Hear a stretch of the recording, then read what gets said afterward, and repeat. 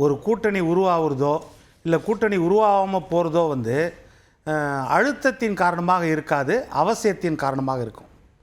நம்ம கண்கூட பார்த்து கண்ணெதிர ஆதாரத்தோடு இருந்த ஒரு அழுத்தத்தின் காரணமாக கூட்டணி அப்படின்னா, தமிழ்நாட்டின் வரலாற்றில் எடுத்துக்கிட்டால் 2011 மேலே சிபிஐ ரைடு அண்ணா அறிவாலயத்தில் கலைஞர் அவர்களின் துணைவியார்கிட்ட விசாரணை, கீழே வந்து 63 சீட்டு காங்கிரஸுக்கு.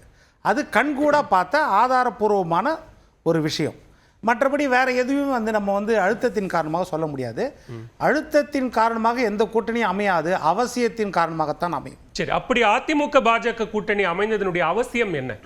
அவசியம் திமுகவின் தேர்தல் தோல்வி, வாக்குறுதிகள் தோல்வி, சட்டம் ஒழுங்கு கெட்டது, பெண்களின் பாதுகாப்பு, அமைச்சர்களின் ஊழல், நீதிமன்ற கண்டிப்பு, இப்படி எக்கச்சக்கம் சொல்லிட்டே போகலாம்.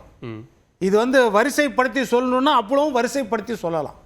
எல்லா துறை, விவசாயிகள்லேருந்து நெசவாளர்கள்லேருந்து மருத்துவர்கள்லேருந்து செவிலியர்கள்லேருந்து ஆசிரியர்கள்லேருந்து மாணவர்கள் கல்வி கடன்லேருந்து தொடங்கி பார்த்தீங்கன்னா, விவசாயிகள் மேலே குண்டர் சட்டம் போட்டதுலேருந்து தொடங்கி பார்த்தீங்கன்னா, எல்லா விஷயத்திலும் திமுக அரசாங்கத்தின் தோல்வி என்னன்னா, அவர்களுக்கு இருக்கிற ஒரே ஒரு பலம் என்னன்னா கூட்டணி என்ற பலம்.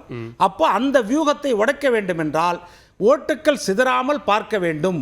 அப்போ அவசியம் ஏற்படுகிறது கூட்டணி அப்படின்றது தான்.